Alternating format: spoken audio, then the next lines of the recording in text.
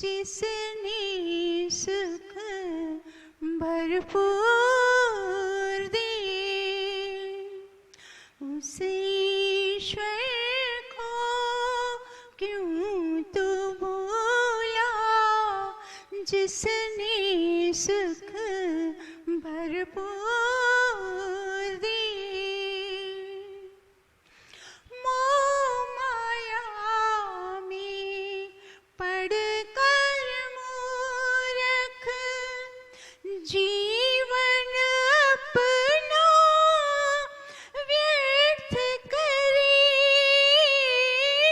मोह माया में पड़कर मूर्ख जीवन अपना व्यर्थ करे।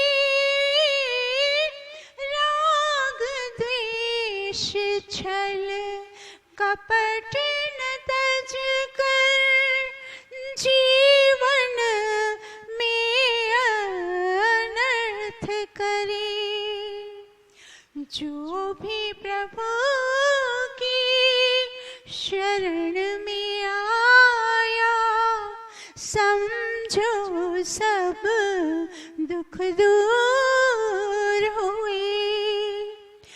जो भी प्रभु की शरण में आया, समझो सब दुख दूर हुए। उस ईश्वर को क्यों तू भूला, जिसने सुख भरपूर दिए।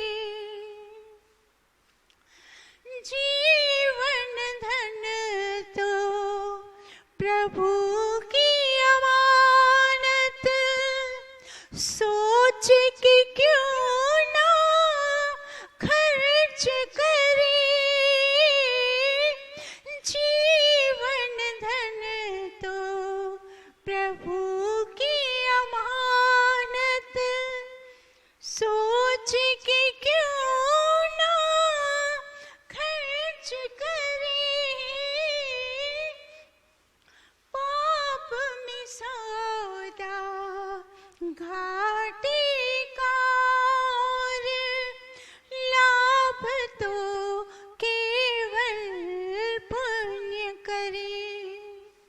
पापी होते दंड के भागी, पुण्य सभी मंजूर हुए। पापी होते दंड के भागी, पुण्य सभी मंजूर हुए। उस ईश्वर को क्यों तू भूला, जिसने सुख भरपूर दिए। संचित कर ले शुभ कर्मों को, संगी साथी कर्म तेरे। संचित कर ले शुभ कर्मों को, संगी साथी कर्म तेरे। छोड़ दे सब कुछ जगत पिता पर, धन की क्यों तू आस करे। ललित तो है ईश्वर विश्वासी, मन के सब भ्रम दूर हुए। बीजू तो है ईश्वर विश्वासी, मन के सब भ्रम दूर हुए। उस ईश्वर को क्यों तू भूला,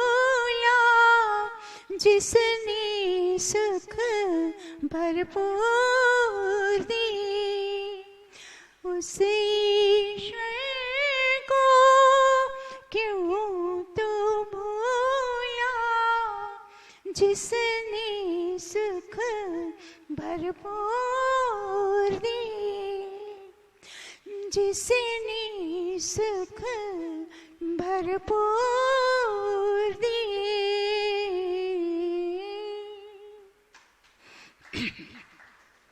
ये इतना ज्यादा धुआं होता है ना, गला मेरा, मैं गा ही नहीं पाती, तो नहीं पानी नहीं, ये इतना धुआं होना ही नहीं चाहिए।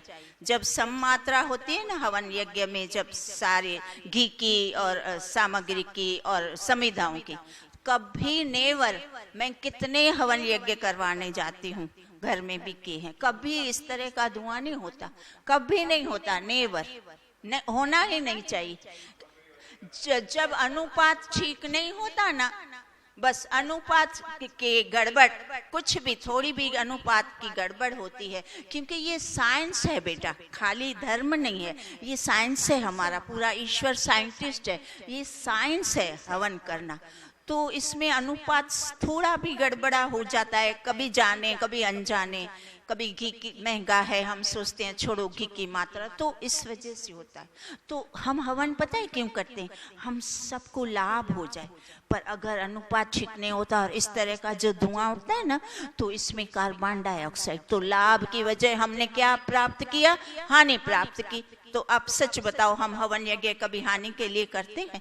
तो इसीलिए बहुत ध्यान रखना। ये बात मैंने पहले भी शायद 1-2 बार बोली है, क्षमा करना, पर ये नहीं, आप सबके लिए भी ये अहितकारी है। तो अभी आगे से हम इस बात का बहुत ज्यादा ध्यान रखेंगे। हाँ, तो आज का इतना सुंदर भजन हमने सुना, क्या सुना? उस ईश्वर को क्यों तू भूला, जिसने सुख भरपूर दिए। उस परम पिता परमेश्वर को मानव भूल गया है, जिसने अनगिनत सुख दिए। अगर मनुष्य ईश्वर के सुखों की लिस्ट बनाना चालू करे तो लिखते लिखते थक जाएगा, पूरा दिन हो जाएगा, पर उसके सुखों की जो लिस्ट है वो खत्म नहीं होगी। इतने सारे असंख्य अनगिनत सुख दिए हैं, पर फिर भी मानव उस ईश्वर को भूल चुका है। अब लोग कहते हैं ना ना, हम कहाँ ईश्वर को भूले हैं, हम तो मंदिर में जाते हैं, हम तो गुरुद्वारों में जाते हैं, हम तो पूजा पाठ करते हैं, हम तीर्थ स्थानों में जाते हैं, और इतने सारे रोज अन्य इतने भव्य भव्य मंदिर हम बना रहे हैं, हम ईश्वर को नहीं भूले। फिर अब अगर हमारी बात कर लें तो हम क्या कहते हैं कि हाँ, हम भी ईश्वर को नहीं भूले, हम प्रतिदिन हवन यज्ञ करते हैं, हम प्रतिदिन संध्या करते हैं, हम प्रतिदिन सत्संग सुनते हैं, तो हम ईश्वर को नहीं भूले। हाँ, ये सब तो ठीक है, पर यहाँ जो बात बताई जा रही है, यहाँ क्या बताया जा रहा है? उस ईश्वर को क्यों तू भूला। किस ईश्वर को? उस ईश्वर को जो हमारी आत्मा के अंदर विद्यमान है, वो चेतन परमपिता परमेश्वर, वो चेतन सत्ता जो हमारी आत्मा के अंदर विद्यमान है, उस ईश्वर को हम भूल गए हैं। उससे हमने नाता नहीं जोड़ा, उसको वो स्थान नहीं दिया जो स्थान उस ईश्वर का था, वो स्थान हमने उसको नहीं दिया। यह ईश्वर कैसा है? वो ईश्वर हमारा माता पिता भाई बंधु मित्र सखा, उससे हमने रिश्ता नहीं बनाया, उससे रिश्ता नहीं जोड़ा। तो उसका ये प्रमाण है कि आप देखिए, अभी आप सब यहाँ बैठे हैं, माताएं और हम सब, तो अब अगर हम इस वक्त अपने पुत्र को या पुत्री को, बेटे बेटी को याद करना चाहें तो बताएं, सच बताएं, हमें किसी फोटो की आवश्यकता है? नहीं। बिना फोटो के हम न चाहते हुए भी उनकी याद आ जाती है ना, अपने आप उनकी याद आ जाती है स्वतः ही, क्योंकि हमने उनके साथ रिश्ते बनाए हैं, रिश्ता जोड़ा है। और जब हम ईश्वर को याद करने बैठते हैं टाइम भी निकालते हैं, तैयारी भी करते हैं, संध्या करने बैठते हैं, पर फिर भी उसका ध्यान नहीं हो पाता। ध्यान कहीं और चला जाता है। कहाँ? जहाँ इन संसारी रिश्तों में हमने जहाँ रिश्ते बनाए, जहाँ मन लगाया, जहाँ रिश्ते जोड़े, उसी में हमारा ध्यान चला जाता है। तो इसीलिए क्या बताया जा रहा है कि जैसे हमने अपने परिवार वालों से, संतानों से, पति से, पत्नी से, आदि आदि जितने भी संबंध है, उन सब से जैसे हमने रिश्ता बनाया है, वैसे हमें इस ईश्वर के साथ रिश्ता बनाना पड़ेगा। जब हम इसके साथ संबंध जोड़ेंगे, रिश्ता बनाएंगे, फिर हमें उसको याद करने की आवश्यकता नहीं पड़ेगी। बस हमने आंख बंद कर ली, ईश्वर को ध्यान में लाना चाहा, ईश्वर याद रहेगा। और सबसे बड़ी बात क्या होगी कि वो हर पल, हर समय, हर कार्य करते समय वो हमारी अनुभूति में रहेगा। तो वो हमारी अनुभूति में कैसे रहता है? जैसे एक माता अपने बालक को पलने में सुला के फिर घर के अनंत कार्यों में लग जाती है। वो अनंत कार्य एक के बाद एक कार्य करती जाती है, पर उसका सारा ध्यान उस पलने में सुले हुए, सोते हुए बालक में रहता है। उसका पूरा ध्यान हाथ से कार्य करती जा रही है, निपटाती जा रही है कार्य, पर ध्यान उधर लगा रहता है। मेरा बच्चा ठीक से सो तो रहा है, जाग तो नहीं गया, रो तो नहीं रहा, देखूं वो, और बीच बीच में जाके वो चक्कर लगा के देख के भी आती है कि हाँ ठीक से अच्छे से सो रहा है। तो जैसे माता कार्य करते करते भी ध्यान अपने बालक में वो जुड़ा देती है, उसका ध्यान लगा रहता है, वैसे ही जब हम ईश्वर से नाता जोड़ते हैं, उसी प्रकार बालक की तरह, माता की तरह, भाई की तरह कोई भी रिश्ता जब उससे जोड़ लेते हैं, तब हर कार्य करते समय, कोई भी हम कार्य करें, हम गृहिणियां घर में कार्य करती हैं या पुरुष व्यापार करते हैं, नौकरी धंधा आदि जो उसमें कार्य करते हुए भी ईश्वर की अनुभूति रहेगी। तो आप सोचेंगे और बोलेंगे, प्रश्न भी उठता है, तो अच्छा सारा दिन, सारा समय ईश्वर को अनुभूत रखने में हमें क्या लाभ? ऐसा करने से क्या फायदा है? ऐसा क्यों करें भला? तो उसका ये उत्तर है कि ऐसा करने से सबसे अत्याधिक लाभ, सर्वाधिक लाभ ये होता है मनुष्य को कि जब वो ईश्वर को अनुभूत करता है हर समय, वो हर समय अपने समक्ष वो उसको ध्यान में रखता है, तब वो सारे के सारे राग द्वेषों से, ईर्ष्या अभिमान से वो बच जाता है। जो राग द्वेष और ईर्ष्या अभिमान के वशीभूत होकर वो छल करता है, कपट करता है, असत्य व्यवहार करता है, भेदभाव करता है, ये सारे कार्य वो इसीलिए करता है ना, ये पंच महाकलेशों के चक्कर में विकारों सहित वो ये सारे दुष्कर्म, अनुचित कर्म, जो भी अशुभ कर्म बोले वो सब वो करता है। पर जब वो ईश्वर को समक्ष रखता है कि नहीं, ईश्वर मेरे हृदय में बैठा है, मेरा उससे नाता है, वो मुझे देख रहा है, मैं उससे अनुभव कर रहा हूँ, तब वो इन चीजों से बच जाता है।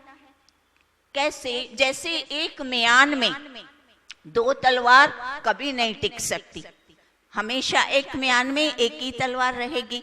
तो वैसे ही हमारा जो मन है उसमें या तो ईश्वर की अनुभूति रहेगी या फिर ये विकार रहेंगे। दोनों साथ कभी हो ही नहीं सकते, दोनों साथ नहीं टिकेंगे, दोनों एकदम विपरीत हैं।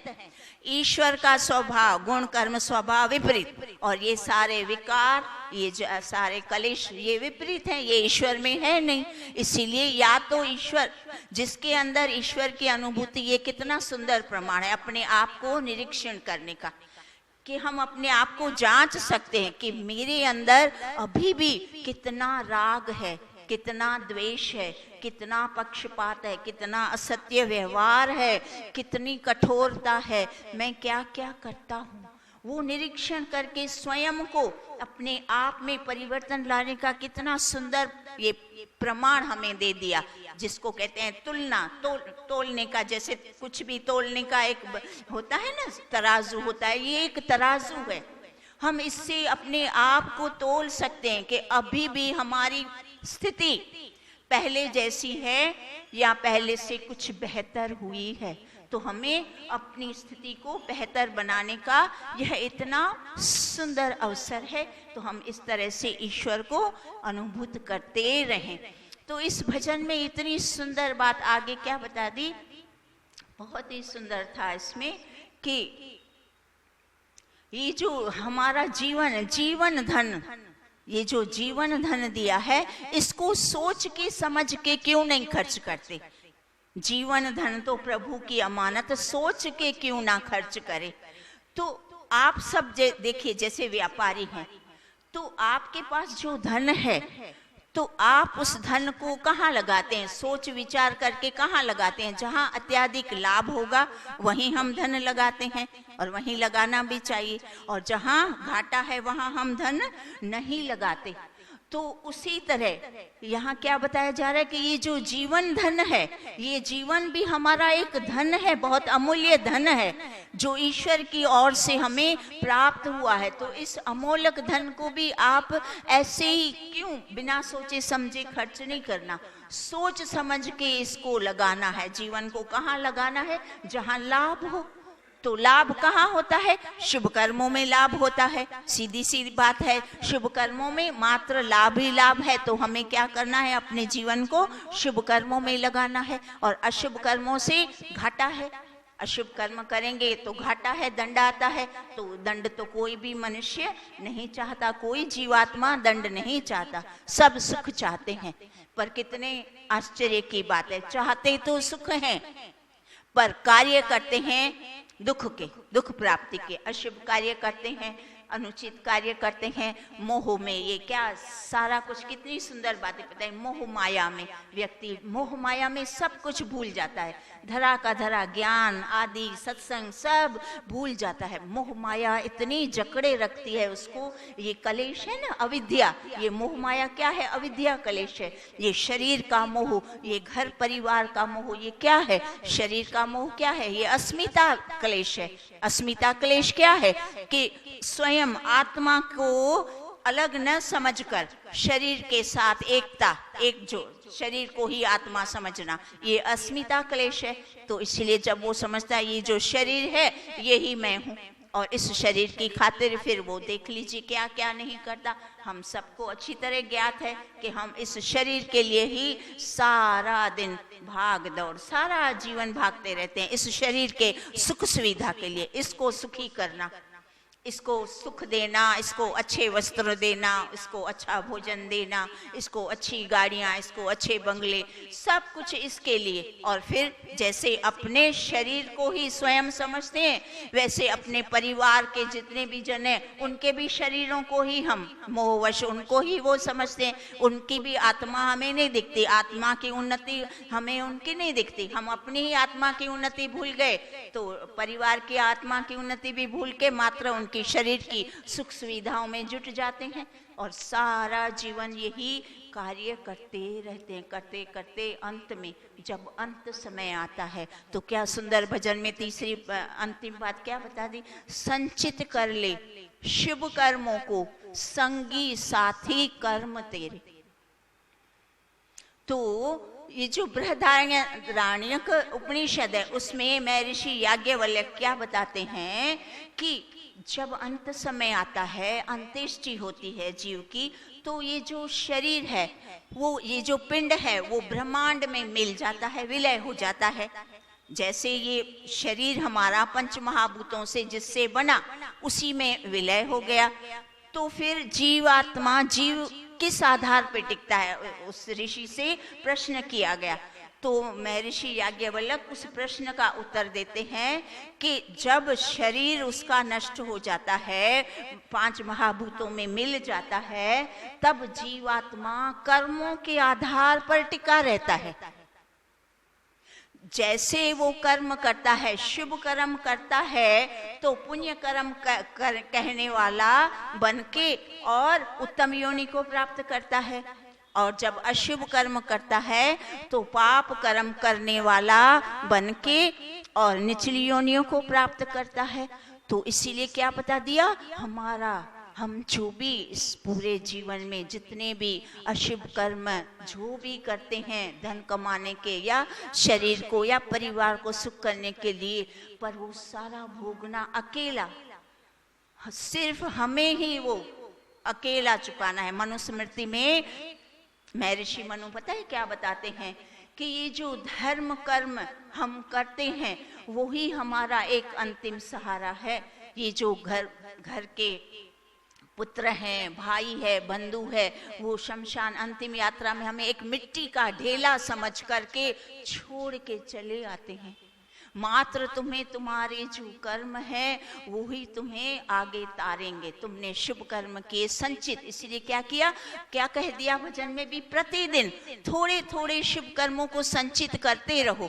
थोड़े थोड़े शुभ कर्म हम संचित करते रहेंगे तो उस शुभ कर्मों के आधार पर हमारा जीवात्मा अंत्येष्टि के पश्चात भी उसके आधार पर टिका रहेगा और उत्तम योनि को प्राप्त करेगा। तो हमें अपनी उत्तम योनि, हम मोक्ष को अगर इतनी योग्यता ना बनाएं कि इस जन्म के बाद हम मोक्ष प्राप्त कर पाएं, तो कम से कम इतनी योग्यता तो अवश्य बनानी है ताकि हम उत्तम योनि को प्राप्त करें। निचली योनियों में हमें नहीं जाना। बुद्धिमान व्यक्ति क्या करता है, ये तो सबसे बड़ा घाटे का सौदा। इतना सुंदर मानव जीवन प्राप्त करके, वेदों को प्राप्त करके, सत्संग का अवसर पाकर भी अगर हम निचली योनियों में जाएं तो ये तो बहुत ही बड़ा घाटे का सौदा है। ऐसा सौदा हमें कतई नहीं करना। तो इसीलिए हमें क्या, इतनी सुंदर सरल बात, एक ही पॉइंट अगर सार हम इसका समझें तो ईश्वर को अनुभूत करना है। ईश्वर हमारे हृदय में वास कर रहा है।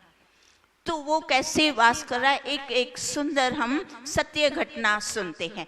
एक बहुत ही काफी समय की बात है, एक पत्रिका में मैंने सत्य घटना पढ़ी थी। तो उसमें एक डॉक्टर अपने अनुभव बता रहा है और वो सत्य घटना है। तो वो डॉक्टर क्या कहता है, अपना अनुभव बताता है कि एक बार एक दंपति 6 वर्ष की बच्ची को लेकर मेरे पास आए और जब मैंने उनका निरीक्षण किया, जांच करी, तो पता चला कि उस बच्ची के हृदय में रक्त संचार बहुत ही कम हो रहा है, तो उसको तुरंत ऑपरेशन करना पड़ेगा।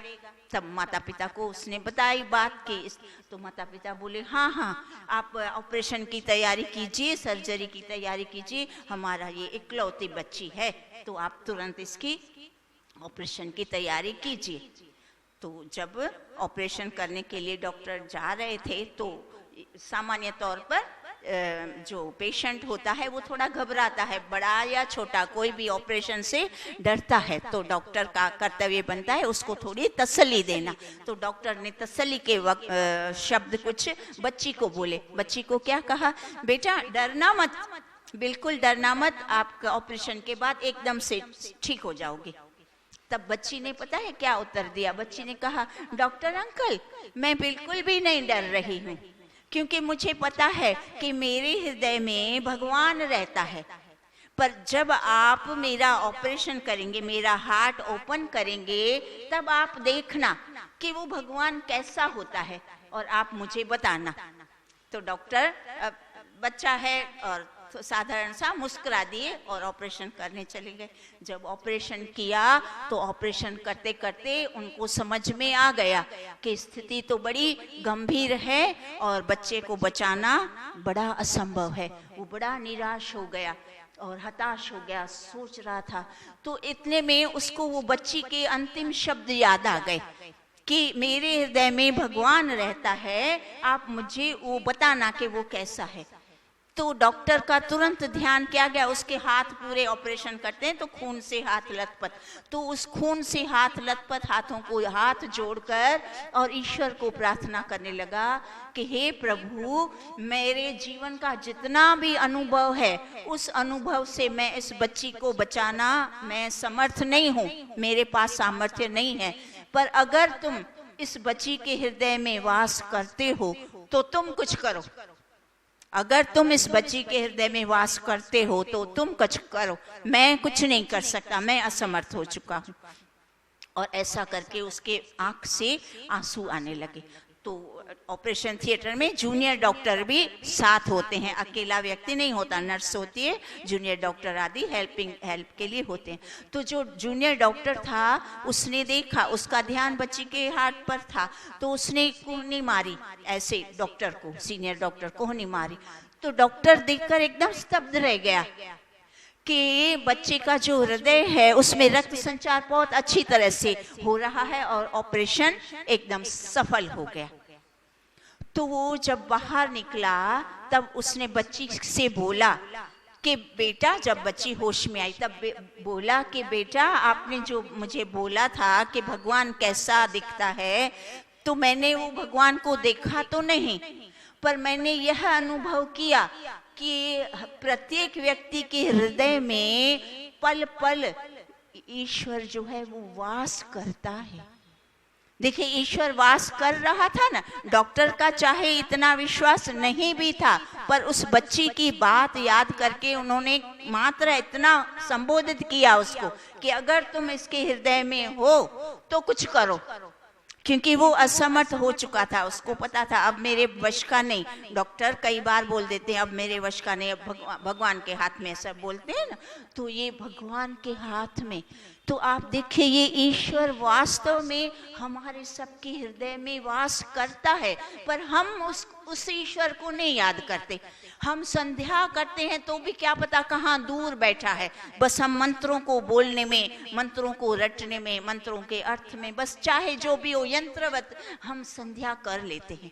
तो हमें पता है क्या होता है, वो उस ईश्वर के प्रति जो प्रेम उत्पन्न हो चाहिए, जो उसके गुण हमारे अंदर उतरने चाहिए, जो हमें लाभ मिलना चाहिए, जो हमारी आत्मा की उन्नति होनी चाहिए, वो नहीं हो पाती। वो बाधित होता है। क्या बाधित होता है? ईश्वर की दूरी।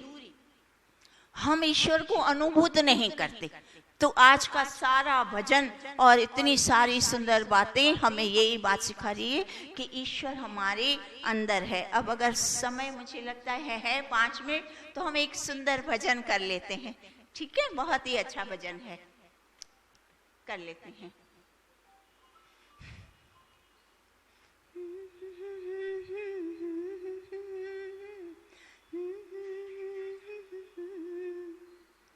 नर नारी सब उल्टे चलते, उल्टे करते काम, कहाँ फिर जीवन में आराम, कहाँ फिर जीवन में आराम। नर नारी सब उल्टे चलते, उल्टे करते काम, कहाँ फिर जीवन में आराम, कहाँ फिर जीवन में आराम। मात पिता और संत गुरु का होगा अगर अपमान, तो कैसे सुख पाए इंसान, तो कैसे सुख पाए इंसान। नर नारी सब उल्टे चलते, उल्टे करते काम, कहाँ फिर जीवन में आराम, कहाँ फिर जीवन में आराम। पति पत्नी पर हुक्म चलाए, बेटा माँ को आँख दिखाए। पति पत्नी पर हुक्म चलाए, बेटा माँ को आँख दिखाए। दया धर्म मर्यादा भूले, मन माना सब धर्म चलाए। दया धर्म मर्यादा भूले, मन माना सब धर्म चलाए। कैसा सुख फिर कैसी खुशियाँ, दुख ही दुख है महान, तो कैसे सुख पाए इंसान, तो कैसे सुख पाए इंसान। नर नारी सब उल्टे चलते, उल्टे करते काम, तो कैसे कैसे सुख पाए इंसान, कहाँ फिर जीवन में आराम। भाई भाई करे लड़ाई, सास बहू में बनती नहीं। भाई भाई करे लड़ाई, सास बहू में बनती नहीं। जिस घर में कल कल होती है, उस घर की होती है तबाही। जिस घर में कल कलह होती है,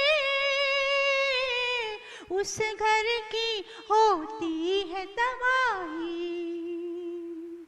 बूढ़ों की कोई बात न सुनता, बहरे हो गए कान, कहाँ फिर जीवन में आराम, तो कैसे सुख पाए इंसान।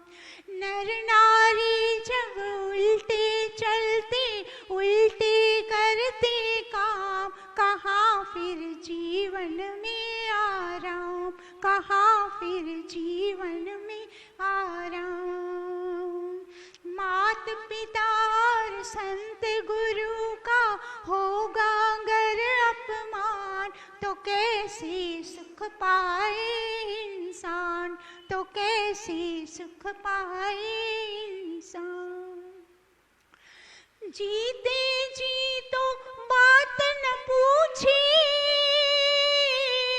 मर जाए तो शोर मचाए। जीते जी तो बात न पूछी, मर जाए तो शोर मचाए। जीवन में तो भूखों मारे, मर जाए तो श्राद्ध जिमाए। जीवन में तो भूखों मारे, मर जाए तो श्राद्ध जिमाए। भूल न बंदे तेरा भी होना है यही अंजाम, तो कैसे सुख पाए इंसान, तो कैसे सुख पाए इंसान।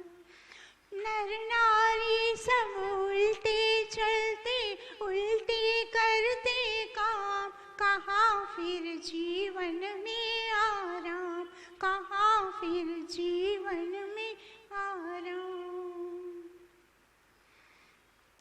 जैसी करनी वैसी भरनी, कर्म का फल तो पाना होगा। जैसी करनी वैसी भरनी, कर्म का फल तो पाना होगा। आएगा जब तुम्हें बुढ़ापा, तुमको भी पछताना होगा। दास कहे चल सोच समझ कर, ओ मूर्ख इंसान, तो कैसे सुख पाए इंसान, तो कैसे सुख पाए इंसान। नर नारी सब उल्टे चलते, उल्टे करते काम, कहाँ फिर जीवन में आराम, कहाँ फिर जीवन में आराम। मात पिता और संत गुरु का होगा अगर अपमान, तो कैसे सुख पाए इंसान, तो कैसे सुख पाए इंसान।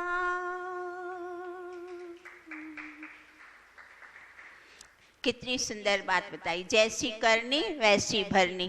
माता पिता के साथ दुर्व्यवहार करते हैं ना जब, तो हमारी जो संतानें होती है वो देखती है जिसको पोता पोती कहते हैं, वो देख रही होती है कि मेरे माता पिता अपने माता पिता के साथ कैसा व्यवहार करते हैं, कैसी झिड़कियां देते हैं, कैसा अपमान करते हैं, कैसी अनसुनी करते हैं, कैसे उनको अनदेखा करते हैं, कैसे उनके साथ सदव्यवहार नहीं करते, कैसे उनको प्रेम प्यार से उनकी देखभाल नहीं करते। वो सब देखते रहते होते हैं, वो कुछ बोलते नहीं हैं, पर उनके अंदर वो ही संस्कार बनते जाते हैं।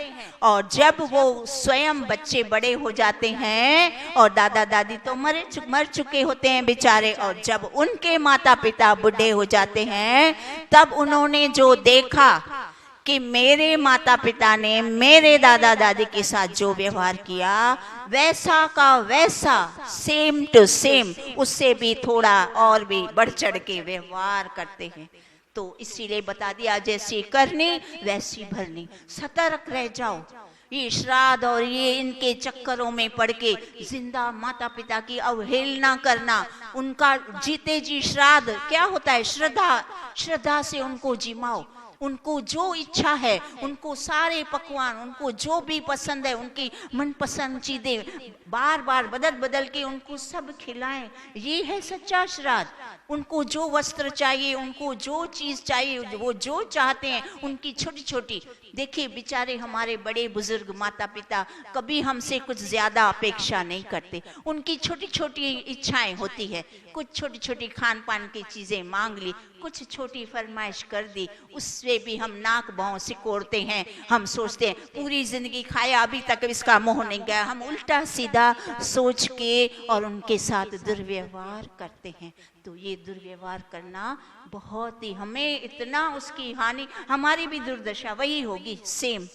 इसीलिए और फिर सोचते हैं दुनिया को दिखावे के लिए, ब्राह्मणों को जिमाना, ये करूंगा वो करूंगा। यार क्या करोगे, उससे क्या हो जाएगा? वो तो बेचारा चला गया, नया आत्मा जाके उसने नया शरीर धारण कर लिया, उसको पूरे जन्म का न कुछ याद होता है, न कुछ उसको पहुंचता है। ये ईश्वर की सुंदर व्यवस्था है। इसीलिए ज्ञानवान बने, ईश्वर को साक्षी, अंदर ईश्वर देख रहा है। जब हम ये अनुभूति करेंगे तो हम अपने घर वालों के साथ, परिवार वालों के साथ, दुनिया भर सबके साथ हमारा व्यवहार सद्व्यवहार रहेगा। तो आज का इतना सुंदर सार के ईश्वर को अनुभूत, हमेशा हर समय हृदय में मेरे ईश्वर वास कर रहा है, उसको नहीं भूलना, उसके साथ रिश्ता जोड़ना।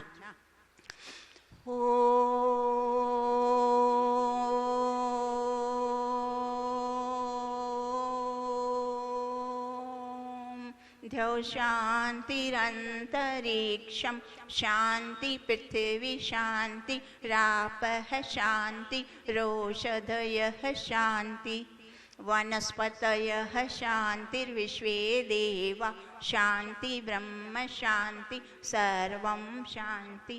शान्तिरेव शान्ति सामा शान्तिरेधि। ओम शांति शांति शांति।